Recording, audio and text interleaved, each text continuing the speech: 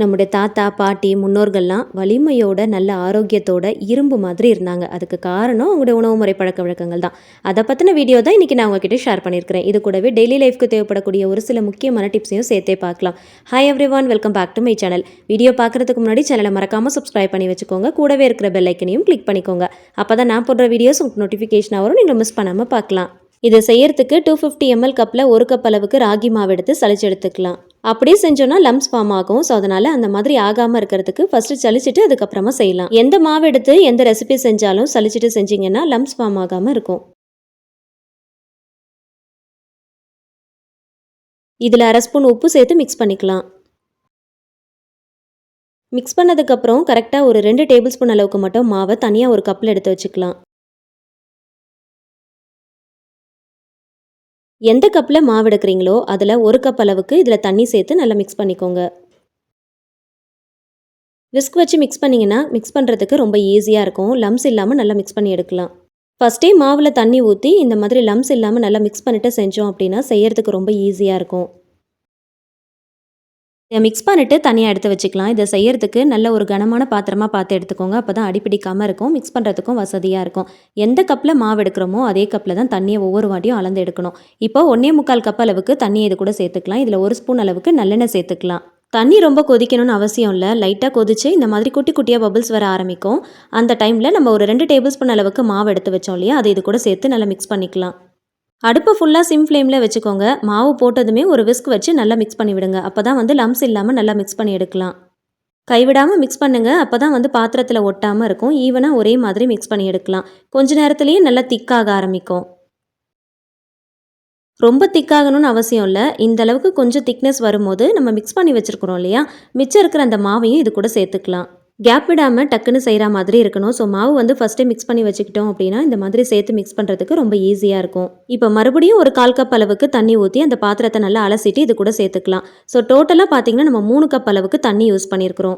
1 cup மாவுக்கு 3 cup அளவுக்கு தண்ணியை நம்ம எடுத்துருக்கிறோம். அதை நம்ம ஸ்ப்ளிட் பண்ணி சேர்த்துருக்குறோம். ஃபஸ்ட்டு மாவை கரைக்கிறதுக்கு 1 கப் அளவுக்கும், அதுக்கப்புறம் 1.25 கப் அளவில் மாவு சேர்த்து மிக்ஸ் பண்ணியிருக்கிறோம். இப்போ 1/4 கப் அளவுக்கு மறுபடியும் சேர்த்துருக்குறோம். ஸோ டோட்டலாக 3 கப் அளவுக்கு தண்ணி யூஸ் பண்ணியிருக்கிறோம். அதிகமாக சேர்த்துட்டாலும் ரொம்ப குழக்குழன்னு இருக்கிற மாதிரி இருக்கும். கம்மியாக சேர்த்துட்டாலும் சரியாக மிக்ஸ் பண்ணுறதுக்கு வராது.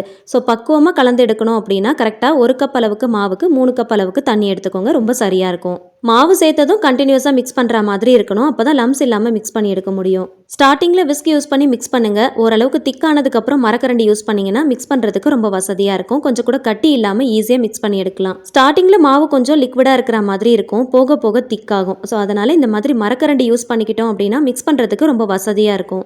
சென்டரில் மட்டும் மிக்ஸ் பண்ணாமல் பேனில் கார்னரில் சைடில் இருக்கிறது எல்லாத்தையுமே எடுத்து விட்டு நல்லா மிக்ஸ் பண்ணுங்கள். ஸ்டார்டிங்கில் கொஞ்சம் கட்டி கட்டியாக விழற மாதிரி இருக்கும். ஆனால் மிக்ஸ் பண்ண பண்ண இந்த மாதிரி நல்ல ஈஸியாக, நல்ல ஸ்மூத்தாக, நல்ல சில்கியாக மிக்ஸ் பண்ணி எடுத்துடலாம். மாவு நல்லா திக்காகி பாத்திரத்தில் கொஞ்சம் கூட ஒட்டாமல் நல்லா சுருண்டு வரணும். பார்க்குறதுக்கு மாவு நல்ல ஷைனிங்காக இருக்கணும். இதுதான் சரியான பக்குவம். ஸ்டவ் ஆஃப் பண்ணிவிட்டு இதை வேற ஒரு பாத்திரத்துக்கு மாற்றிக்கலாம். மாற்றினதுக்கப்புறம் கையில் கொஞ்சமாக தண்ணி தொட்டு மேலால் இந்த மாதிரி லைட்டாக அழுத்தி விட்டுக்கோங்க. இதை மறுபடியும் நம்ம ப்ரெஷர் குக்கரில் வச்சு வேக வைக்க போகிறோம். அதனால் ப்ரெஷர் குக்கருக்குள்ளே வைக்கிறதுக்கு ஏற்ற மாதிரி சைஸில் இருக்கிற பாத்திரமாக பார்த்து சூஸ் பண்ணிவிட்டு அதில் நீங்கள் மாற்றிக்கோங்க. ப்ரெஷர் குக்கரில் தண்ணி ஊற்றி உள்ளே ஒரு ஸ்டாண்டு வச்சு ரெடி பண்ணி வச்சுருக்கிற பாத்திரத்தை மேலே வச்சு மூடி போட்டுருங்க. மூடி போடாமல் விட்டுட்டோம் அப்படின்னா வேகும் போது உள்ளே தண்ணி போக ஆரம்பிச்சிடும். அதனால் தட்டு போட்டு க்ளோஸ் பண்ணிவிட்டு அதுக்கப்புறம் ப்ரெஷர் குக்கரை க்ளோஸ் பண்ணிவிட்டு கரெக்டாக ஒரு 4 விசில் வச்சு எடுத்துக்கலாம். இதில் ப்ரெஷர் வர்றதுக்குள்ளே இதுக்கு பர்ஃபெக்டாக மேட்ச் ஆகிற மாதிரி ஒரு சைட் டிஷ் நம்ம ரெடி பண்ணிக்கலாம். அதுக்கு கடாயில் கொஞ்சம் போல் நல்லெண்ணெய் சேர்த்துக்கோங்க. அது சூடானதும் ஒரு 2 பெரிய வெங்காயத்தை நீல வாக்கில் தின்னா ஸ்லைஸ் பண்ணிட்டு சேர்த்துக்கலாம். தேவையான அளவுக்கு உப்பு சேர்த்து நல்லா வதக்கிக்கோங்க. வெங்காயம் ரொம்ப வதங்கணும்னு அவசியம் இல்லை. ஓரளவுக்கு கண்ணாடி பதம் வர அளவுக்கு வதக்கிட்டு 1 ஸ்பூன் அளவுக்கு இஞ்சி பூண்டு பேஸ்ட்டு சேர்த்து அதோடைய பச்சை வாசனை போகிற அளவுக்கு நல்லா வதக்கிக்கலாம். இப்போ இதில் தக்காளி பழம் சேர்த்துக்கலாம். ஒரு 4 தக்காளி பழம் சேர்த்துக்கோங்க. கொஞ்சம் கூட புளிப்பு இல்லாத தக்காளி பழமாக பார்த்து சூஸ் பண்ணிக்கோங்க. அதை பொடியாக நறுக்கிட்டு இது கூட சேர்த்துக்கலாம். 2 வெங்காயம் எடுக்கிறீங்கன்னா 4 தக்காளி பழம் எடுத்துக்கோங்க, சரியாக இருக்கும். ஒரு கொத்து கருவேப்பிலை சேர்த்து நல்லா வதக்கிட்டு மூடி போட்டு கொஞ்சம் நேரம் வேக விடுங்க.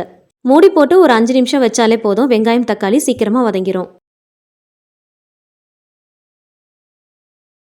இந்த ரெசிபிக்கு தேவையான மசாலா பொருட்கள் சேர்த்துக்கலாம். 1/4 ஸ்பூன் மஞ்சள் தூள், 1/2 டீஸ்பூன் காஷ்மீரி மிளகாய் தூள், 1/2 ஸ்பூன் ஜீரகத்தூள், 2 டேபிள் ஸ்பூன் குழம்பு மிளகாய் தூள் சேர்த்துக்கோங்க. முடிஞ்ச அளவுக்கு குழம்பு மிளகாய் தூள் யூஸ் பண்ணிக்கோங்க. ஏன்னா இதில் நம்ம நிறைய பொருட்கள் வறுத்து போட்டு அரைச்சிருப்போம் இல்லையா, நல்ல ஒரு டேஸ்ட் கொடுக்கும், திக்னஸும் கொடுக்கும். சப்போஸ் இது உங்ககிட்ட இல்லை அப்படின்னா 1 டேபிள் ஸ்பூன் மிளகாய் தூளுக்கு 2 டேபிள் ஸ்பூன் தனியா தூள் யூஸ் பண்ணிக்கோங்க. மசாலாவை சேர்த்ததும் ஒரு 2லேருந்து 3 நிமிஷம் போல் வதக்கிட்டு மூடி போட்டு ஒரு 3 நிமிஷத்துக்கு அப்படியே விட்டுருங்க. நல்லா வதங்கி எண்ணெயெல்லாம் நல்லா பிரிஞ்சு வர ஆரம்பிக்கும். மசாலாவுடைய வாசனை சுத்தமாக இருக்காது. இதை அப்படியே ஒரு பிளேட்டுக்கு மாற்றி நல்லா ஆற வச்சுட்டு மிக்ஸி ஜாருக்கு மாற்றி கொஞ்சம் ஓரளவுக்கு கோர்ஸாக அரைச்சி எடுத்துக்கோங்க. குழம்பு செய்கிறதுக்கு மீனுடைய தலை வால் மட்டும் தனியாக எடுத்து அதை நல்லா வாஷ் பண்ணிவிட்டு மஞ்சள் தூள், மிளகாய் தூள், தனியாத்தூள், ஜீரகத்தூள், மிளகுத்தூள், இஞ்சி பூண்டு பேஸ்ட்டு, உப்பு கொஞ்சம் போல் எண்ணெய் சேர்த்து நல்லா கலந்து எடுத்து வச்சுக்கோங்க. சதப்பகுதியை மட்டும் போட்டு பண்ணுறோம் அப்படின்னா டேரெக்டாக போட்டுக்கலாம். ஆனால் இந்த மாதிரி தலை வால்லாம் போட்டு பண்ணுறோம் அப்படின்னா ரொம்ப சல்லுன்னு இருக்கிற மாதிரி இருக்கும். அதுக்கு இந்த மாதிரி கொஞ்சம் மசாலா போட்டு பெரட்டிட்டு அதுக்கப்புறம் குழம்பு வச்சோம் அப்படின்னா நல்ல ஒரு டேஸ்ட்டு கிடைக்கும். மீன் குழம்புல கத்திரிக்காய் போட்டு பண்ணால் ரொம்ப நல்லாயிருக்கும். அதுலேயும் இந்த மாதிரி பச்சை கத்திரிக்காய் கிடச்சிது அப்படின்னா அதை எடுத்துக்கோங்க. அதை பெரிய பெரிய பீசஸாக கட் பண்ணி தனியாக எடுத்து வச்சுக்கலாம். அது கருத்து போகாமல் இருக்கிறதுக்கு தண்ணியில் போட்டு வச்சுக்கோங்க. இதை செய்யறதுக்கு மண்சட்டி தான் நான் யூஸ் பண்ணியிருக்கிறேன். அதில் கொஞ்சம் போல் நல்லெண்ணெய் சேர்த்துக்கலாம். நல்லெண்ணெய் சூடானதும் கட் பண்ணி வச்சுருக்கிற கத்திரிக்காயை ஃபஸ்ட்டு வதக்கி எடுத்துக்கலாம். மீன் குழம்புல கத்திரிக்காய் போட்டால் டேஸ்ட்டாக தான் இருக்கும். ஆனால் அது ரொம்ப மசிஞ்சு போகாமல் ஓரளவுக்கு முழுசாக இருந்துச்சுன்னா அது ஒரு தனி டேஸ்ட்டு தான். அதனால் நம்ம கடைசியாக சேர்த்துக்கலாம். இந்த மாதிரி எண்ணெயில் வதக்கிட்டு தனியாக எடுத்து வச்சுக்கோங்க. ரொம்ப மசிய வதக்க வேணாம். லைட்டாக கலர் சேஞ்ச் ஆகி ஓரளவுக்கு வதக்கி எடுத்துக்கோங்க. அந்த காயுடைய பச்சை வாசனை போகிற அளவுக்கு வதக்குனா போதும். அதே எண்ணெயில் எக்ஸ்ட்ராவாக இன்னும் கொஞ்சம் எண்ணெய் சேர்த்துக்கோங்க. கடுகு, உளுந்து, சீரகம், சோம்பு, வெந்தயம் இது எல்லாமே ஒரு 1/4 டீஸ்பூன் அளவுக்கு சேர்த்து நல்லா வறுத்து விடுங்க. ஒரு முழு பூண்டை அப்படியே பொடியாக நறுக்கிட்டு சேர்த்துக்கோங்க. ஒரு 10லேருந்து 15 பூண்டு இருக்கும். இதை சேர்த்துட்டு நல்லா வதக்கிக்கோங்க. நல்லா கிறிஸ்பியாக நல்லா கலர் சேஞ்ச் ஆகிற அளவுக்கு நல்லா வதக்கணும். ஒரு முழு பூண்டு அப்படியே சேர்த்திங்கன்னா குழம்பு நல்ல மணமாகவும் இருக்கும், நல்ல டேஸ்ட்டாகவும் இருக்கும். இதில் ஒரு 15 போல் சின்ன வெங்காயத்தை பொடியாக நறுக்கிட்டு சேர்த்து அதையும் நல்லா வதக்கிக்கோங்க. நம்ம வதக்கி அரைக்கிறதுல பெரிய வெங்காயம் யூஸ் பண்ணியிருக்கிறோம். தாளிப்பு போடும் போது சின்ன வெங்காயம் யூஸ் பண்ணிக்கோங்க. குழம்பு நல்ல ஒரு டேஸ்ட் கிடைக்கும். இதில் ஒரு 2 கொத்து போல் கருவேப்பிலை சேர்த்துக்கலாம். கருவேப்பிலை கொஞ்சம் அதிகமாகவே சேர்த்துக்கோங்க. நல்ல மணமாகவும் இருக்கும், ருசியாகவும் இருக்கும். வெங்காயம், பூண்டு, கருவேப்பிலை நல்லா வதங்கி கிறிஸ்பியாக நல்லா பொன்னிறம் ஆகணும். அது வரைக்கும் நல்லா வதக்கிக்கோங்க. இதுக்கப்புறம் நம்ம வதக்கி ஆற வச்சு அரைச்ச மசாலாவை இது கூட சேர்த்துக்கலாம். எப்போ மீன் குழம்பு வச்சாலும் எந்த மீனில் குழம்பு வச்சாலும் இந்த மாதிரி வெங்காய தக்காளியை கொஞ்சம் போல் வதக்கிட்டு அதை அரைச்சி ஊற்றி செஞ்சிங்கன்னா குழம்பு நல்லா திக்காக இருக்கும். மிக்ஸி ஜாரில் கொஞ்சம் போல் தண்ணி ஊற்றி அலசிட்டு இது கூட சேர்த்துக்கலாம். சேர்த்துட்டு நல்லா கலந்து விடுங்க. ஃபஸ்ட்டு மூடி போட்டு கொஞ்சம் நேரம் நல்லா கொதிக்க விட்டுட்டு அதுக்கப்புறமா புளி தண்ணி எல்லாமே சேர்த்துக்கலாம்.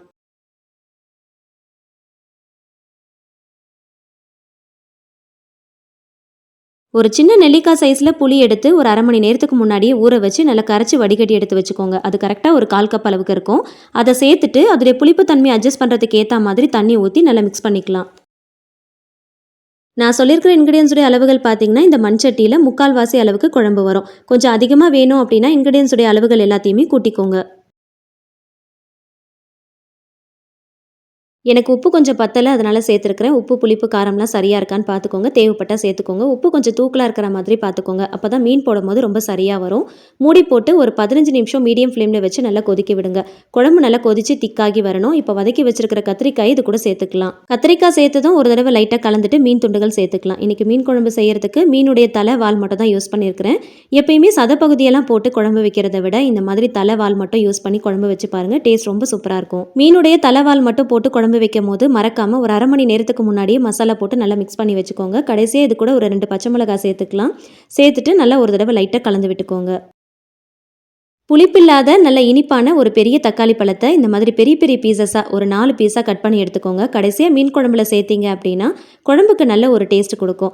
மீன் குழம்புடைய டேஸ்ட்டை இன்னும் நல்லா என்ஹான்ஸ் பண்ணுற மாதிரி இருக்கும். மீன் துண்டுகள் சேர்த்ததும் ரொம்ப நேரம் கொதிக்க வைக்கக்கூடாது. ரொம்ப நேரம் கொதிக்க வச்சிட்டோம் அப்படின்னா மீன் துண்டுகள் எல்லாம் ரொம்ப உடஞ்சி போன மாதிரி ஆகிடும். கரெக்டாக ஒரு 10 நிமிஷத்துக்கு சிம் டு மீடியம் ஃப்ளேமில் கொதிக்க விடுங்க போதும். ஸ்டவ் ஆஃப் பண்ணிவிட்டு கடைசியாக நறுக்கின கொத்தமல்லி இலைகள் சேர்த்துக்கோங்க. எப்போ மீன் குழம்பு செஞ்சாலும் செஞ்சு முடிச்சதும் மிக்ஸ் பண்ணாமல் மூடி போட்டு அப்படியே விட்டுருங்க. ஒரு 20 நிமிஷம் கழித்து ஓப்பன் பண்ணி பாருங்கள். எண்ணெயெல்லாம் நல்லா பிரிஞ்சு அதோடைய கலரே ரொம்ப பார்க்குறதுக்கு சூப்பராக இருக்கும். மீன் குழம்புனா பார்க்குறதுக்கு இப்படி தான் இருக்கணும். அப்போ தான் பார்க்கும் போதே சாப்பிடணும்னு தோணும். வாசனையும் ரொம்ப தூக்கலாக இருக்கும், டேஸ்ட்டும் ரொம்ப அருமையாக இருக்கும். இதே மெத்தடில் நீங்களும் செஞ்சு பாருங்கள். எந்த மீன் வாங்கினாலும் இந்த மாதிரி செஞ்சு பாருங்கள். குழம்பு அருமையாக இருக்கும்.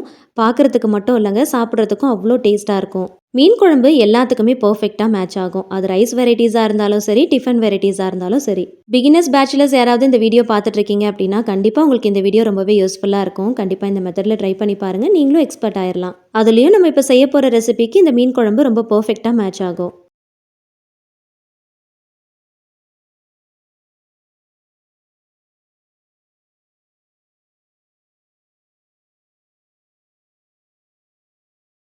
ஒரு சின்ன டிப் பார்க்கலாம்.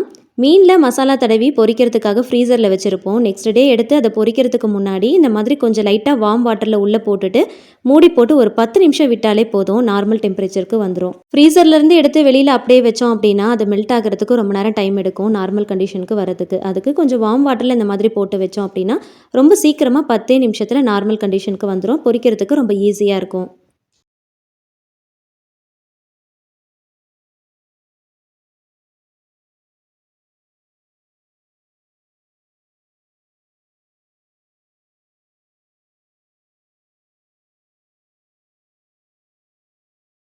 ப்ரெஷர் எல்லாமே ரிலீஸ் ஆனதும் குக்கரை ஓப்பன் பண்ணி பார்க்கலாம். தட்டில் உள்ள எந்த அளவுக்கு தண்ணி இருக்குன்னு பாருங்கள். தட்டு போடாமல் விட்டுட்டோம் அப்படின்னா இந்த தண்ணி எல்லாமே உள்ளே போயிடும். அதனால் மறக்காமல் தட்டு போட்டு மூடிடுங்க. 4 விசில் வச்சிங்கன்னா மாவு நல்லா வெந்து இந்த மாதிரி பக்குவமாக இருக்கும். உள்ளே கொஞ்சம் கூட தண்ணி இருக்காது. கலரும் பார்த்திங்கன்னா இந்த மாதிரி தான் இருக்கும். மாவுடைய பச்சை வாசனையும் சுத்தமாக இருக்காது. குக்கரில் இருந்து வெளியில் எடுத்ததும் நல்லா சூடாக இருக்கும் போதே ஒரு கரண்டியை வச்சு கலந்து விடுங்க. கலந்து விடும் போது பார்க்குறதுக்கு குழகுழப்பாக இருக்கிற மாதிரி தான் இருக்கும். ஆறுனதுக்கப்புறம் சரியாக வரும். கையில் கொஞ்சம் போல் தண்ணி தொட்டுட்டு இந்த மாதிரி கரண்டியில் இருக்கிறது, பாத்திரத்தில் இருக்கிறது எல்லாத்தையுமே நல்லா வலிச்சு விடுங்க.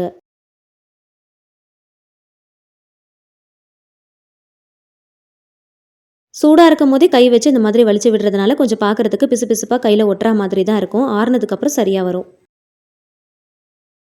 நல்ல பாத்திரத்தை எல்லாமே வலிச்சு விட்டதுக்கு அப்புறமா கையில் கொஞ்சம் போல் தண்ணி தொட்டுட்டு இந்த மாதிரி நல்ல மேலால் இந்த மாதிரி பண்ணிவிடுங்க. கையில் தொட்டு பார்க்கும்போது கொஞ்சம் கூட கையில் ஒட்டாமல் இருக்கணும். அதுதான் சரியான பக்குவம். மூடி போட்டு நல்லா ஆற விட்டுறலாம். ரொம்ப ஆறணும்னு அவசியம் இல்லை. ஓரளவுக்கு கை பொறுக்கிற சூடு வர அளவுக்கு நல்லா ஆற விடுங்க. ஓரளவுக்கு ஆறுனதுக்கப்புறம் நல்ல டார்க் கலரில் இருக்கும். நல்ல கெட்டியாயிரும். உருண்டை பிடிக்கிறதுக்கு வசதியாக இருக்கும். இதை நம்ம உருண்டை பிடிச்சு எடுக்க போகிறோம். நல்ல ஒரு அகலமான கரண்டியாக பார்த்து எடுத்துக்கோங்க. குழிக்கரண்டியாக இருந்துச்சுன்னா ரொம்ப வசதியாக இருக்கும். கரண்டியில் மாவு எடுக்கிறதுக்கு முன்னாடி தண்ணியில் கொஞ்சம் போல் நனைச்சிட்டு மாவு எடுங்க, ஒட்டாமல் வரும். கையில் உருண்டை பிடிக்கிறதுக்கு முன்னாடியும் கொஞ்சம் போல் தண்ணியில் நனைச்சிக்கோங்க. இந்த மாதிரி நல்ல பெரிய சைஸில் உருண்டை பிடிச்சி எடுத்துக்கோங்க. ஒரு சின்ன கிண்ணத்தில் கொஞ்சம் போல் தண்ணி ஊற்றி அலசிட்டு கொஞ்சம் போல் மாவு எடுத்து உள்ளே போட்டுட்டு நல்லா உருட்டினாலும் நல்லா உருட்ட வரும். அதுக்கு பதிலாக இந்த மாதிரி உருட்டினாலும் ரொம்ப ஈஸியாக இருக்கும். மாவுடைய பச்சை வாசனை இல்லாமல் குழகுழப்பு தன்மை இல்லாமல் கரெக்டான பக்குவத்தில் ராகி களி செய்யறதுக்கு இந்த மெத்தடை நீங்கள் ஃபாலோ பண்ணிக்கோங்க. அந்த காலத்துலலாம் களியெல்லாம் கிண்டுறதுக்கு மாவு போட்டு நல்லா கிண்டிகிட்டே இருப்பாங்க. அந்த மாதிரி ரொம்ப கை வலிக்க கிண்டணும் அப்படின்ற அவசியம் இல்லை. ப்ரெஷர் குக்கர் யூஸ் பண்ணி பக்குவமாக செய்கிறதுக்கு இந்த மெத்தடை ஃபாலோ பண்ணிக்கோங்க. பிகினர்ஸ்க்கு கூட ரொம்ப ஈஸியாக இருக்கும். 250 ml கப்பில் 1 கப் அளவுக்கு ராகி மாவு எடுத்தோம் அப்படின்னா 5 களி உருண்டை மீடியம் சைஸில் நமக்கு கிடைக்கும். ராகியில் எக்கச்சக்கமான ஹெல்த் பெனிஃபிட்ஸ் இருக்குது. இந்த காலத்து ஆளுங்க ராகி மாவு வச்சு வெரைட்டியாக பண்ணுறோம். ஆனால் அந்த காலத்து ஆளுங்க அவங்களுடைய உணவு முறை பழக்க வழக்கப்படி கூழ் களி புட்டுன்னு தான் செஞ்சு சாப்பிட்டாங்க. நம்ம என்னதான் விதவிதமாக வித்தியாசமாக செஞ்சாலும் அந்த காலத்து ஆளுங்க செஞ்ச இந்த மாதிரி உணவுகளில் வர டேஸ்டே தனி தான். ராகி களி கூட இந்த மாதிரி மீன் குழம்பு வச்சு கூடவே சின்ன வெங்காயம் பச்சை மிளகாய்லாம் வச்சு சாப்பிடும் போது டேஸ்ட் ரொம்ப சூப்பராக இருக்கும். அதுலேயும் செஞ்ச அன்னைக்கே சாப்பிட்றத விட அடுத்த நாள் சாப்பிடும் போது டேஸ்ட் இன்னும் ரொம்ப சூப்பராக இருக்கும். ஆல்ரெடி நம்ம சேனலில் கோதுமை களி ரெசிபியும் கூடவே கருவாட்டு குழம்பு ரெசிபியும் போட்டிருக்கேன். ஸோ தேவைப்படுறவங்க செக் பண்ணி பாருங்கள். என் கார்ட்லேயும் கொடுக்குறேன். செஞ்ச களி உருண்டைங்களை ஃப்ரிட்ஜில் வச்சு ஸ்டோர் பண்ணாதீங்க. பாத்திரத்தில் அது மூழ்கிற அளவுக்கு சில்லுன்னு தண்ணி எடுத்துக்கோங்க. அதில் களி உருண்டையை போட்டு மூடி போட்டு வச்சுருங்க. மண்சட்டி பாத்திரங்கள் எக்ஸ்ட்ரா இருந்துச்சுன்னா அதில் தண்ணி ஊற்றி களி உருண்டைகளை போட்டு மூடி போட்டு வச்சுருங்க. இன்னும் நல்லாயிருக்கும். அடுத்த நாள் இதை களியாவோ இல்லைனா கூழாவோ செஞ்சு சாப்பிட்லாம். நம்ம முன்னோர்களுடைய ஆரோக்கியமான உணவான இந்த ராகி களியை நீங்களும் அடிக்கடி செஞ்சு சாப்பிடுங்க. அவங்கள மாதிரி நம்மளும் ஆரோக்கியமாக இருக்கலாம். இந்த சம்மருக்கு இந்த ரெசிபி அடிக்கடி செஞ்சு சாப்பிடுங்க. உடம்ப குளுமையாகவும் ஆரோக்கியமாகவும் வச்சுக்கலாம். இந்த ரெசிபி கண்டிப்பாக உங்களுக்கு ரொம்பவே யூஸ்ஃபுல்லாக இருக்கும்னு நினைக்கிறேன். ப்ரெஷர் குக்கர் யூஸ் பண்ணி இந்த மெத்தடில் செஞ்சீங்கன்னா பிகினர்ஸ் பேச்சுலர்ஸ் கூட ஈஸியாக செஞ்சிடலாம். வீடியோ பிடிச்சா லைக் பண்ணி ஃபேமிலி அண்ட் ஃப்ரெண்ட்ஸ் கூட ஷேர் பண்ணிக்கோங்க. கண்டிப்பாக ட்ரை பண்ணி பார்த்துட்டு ஃபீட்பேக் ஷேர் பண்ணுங்கள். இந்த மாதிரி ரெசிபிஸ்க்கு என்னோட சேனலை மறக்காமல் சப்ஸ்கிரைப் பண்ணிட்டு தொடர்ந்து சப்போர்ட் பண்ணுங்கள். Thank you so much. கீப் வாட்சிங்.